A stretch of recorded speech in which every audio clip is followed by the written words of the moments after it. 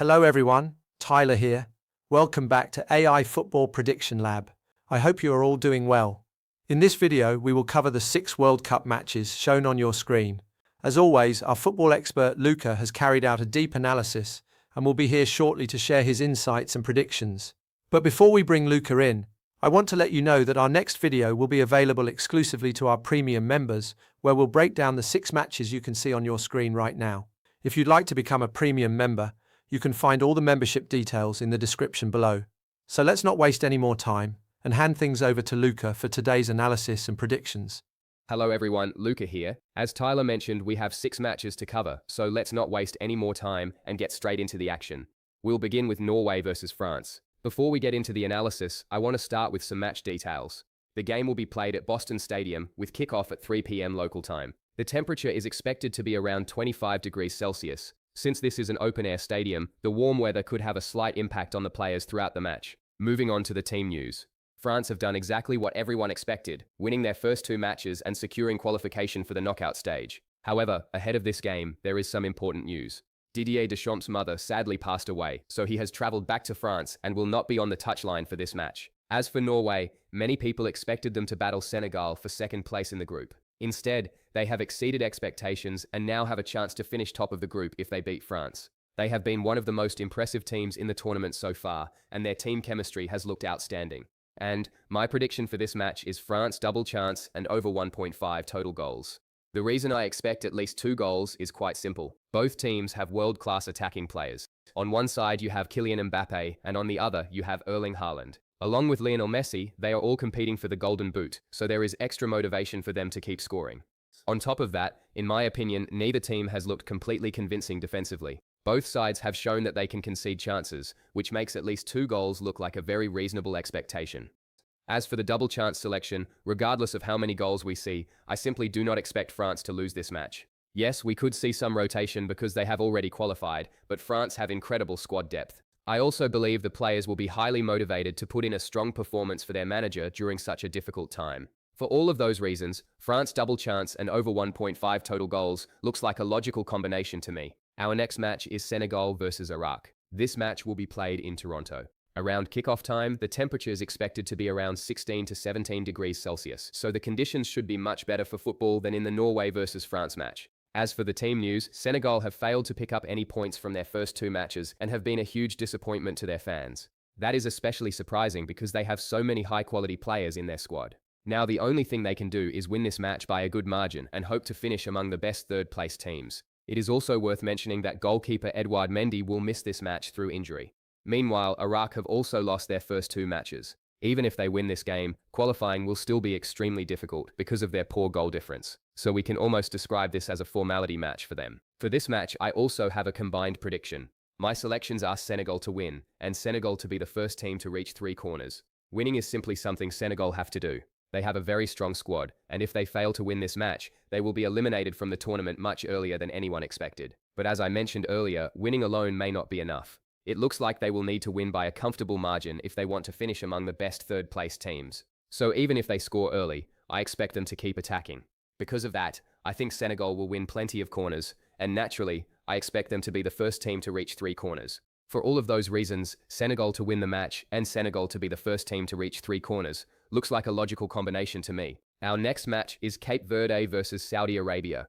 Before we get into the analysis, I want to start with some match details. The game will be played at Houston Stadium, with kickoff at 7 p.m. local time. Since this match will be played in a climate-controlled stadium with a retractable roof, the weather should not have any significant impact on the players. The conditions should be ideal for football. Moving on to the team news. Cape Verde have already achieved something remarkable by avoiding defeat against both Spain and Uruguay in their first 2 matches. If they win this match, they will qualify directly for the knockout stage. Even a draw could still be enough for them to qualify, depending on the other results. There are several possible scenarios, but one thing is clear, this is a very resilient team. As for Saudi Arabia, the only realistic chance they have of qualifying is by winning this match. They have no choice but to play for all 3 points. My prediction for this match is Cape Verde double chance. Cape Verde have been one of the biggest surprises of this World Cup. Avoiding defeat against both Spain and Uruguay is certainly not a coincidence. As I mentioned earlier, even a draw could be enough to send them through to the knockout stage. Because of that, their main objective will simply be to avoid defeat. Saudi Arabia are not a bad team, but Cape Verde's motivation is incredibly high. They have a chance to make history by reaching the knockout stage, so I expect them to do everything they can to avoid losing this match, and I believe they will succeed. Our next match is Uruguay versus Spain. Once again, I want to start with some match details. The game will be played in Guadalajara, Mexico. Around kickoff, the temperature is expected to be around 25 to 26 degrees Celsius. So it won't be excessively hot, but the stadium sits around 1,560 meters above sea level, meaning the altitude could affect the players, especially in the second half. Looking at Uruguay, they have put themselves in a difficult position after failing to beat Saudi Arabia and Cape Verde, two teams they would normally have been expected to defeat. However, nothing is over yet.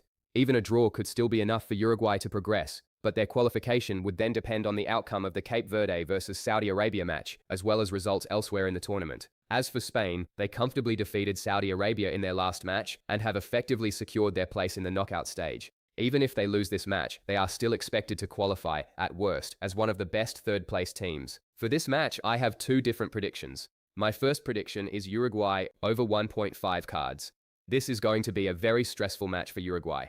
I would not be surprised if the first half is quiet and controlled, because neither team will want to make an early mistake. However, after the break, depending on the result coming from the other group match, both teams may be forced to push forward. Especially during that period, if Uruguay are not ahead, I expect them to become more nervous. On top of that, the altitude could tire the players and make them more aggressive. For that reason, I expect Uruguay to receive at least 2 cards in this match. My second prediction is that there will be at least 1 goal in the second half. Whenever Spain are on the pitch, there is always a strong chance of seeing goals. And as I just mentioned, Uruguay may have to take more risks after the break, while Spain could also find themselves looking for a goal depending on how both matches develop.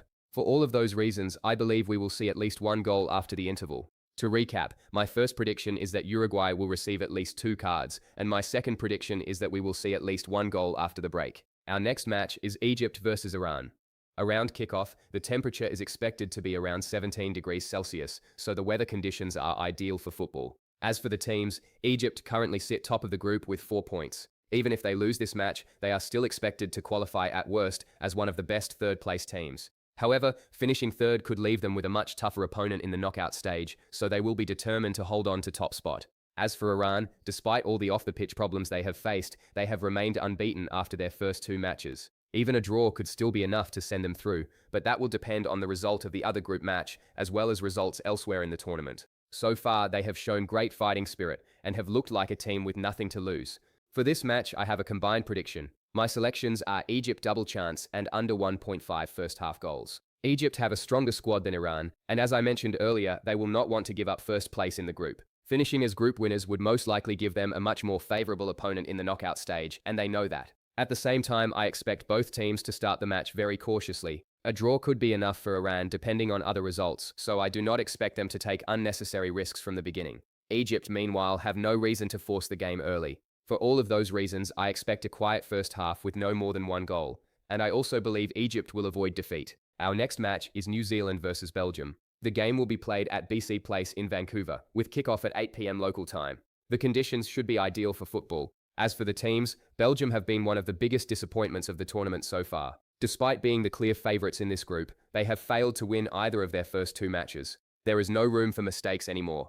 As for New Zealand, their only point came in a draw against Iran. Of course, they would qualify for the knockout stage if they managed to win this match, but that looks like a very difficult task. For this match, I have another combined prediction.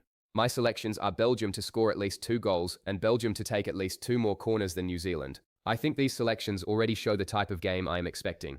I believe Belgium will not only be looking for a victory but also for a convincing one. Because of that, I expect them to attack from the first minute until the final whistle. As a result, it would not surprise me at all if they finish with at least 2 more corners than New Zealand and score at least 2 goals. With that, we have come to the end of our analysis and predictions for all 6 matches. Up next, you will see 2 summary tables on your screen containing all of the predictions we have shared in this video. Feel free to take a screenshot if you would like to keep track of them more easily. If you found this video helpful, don't forget to hit the like button. Your support really helps our content reach more football fans around the world. Thank you very much for watching, and we'll see you in the next video.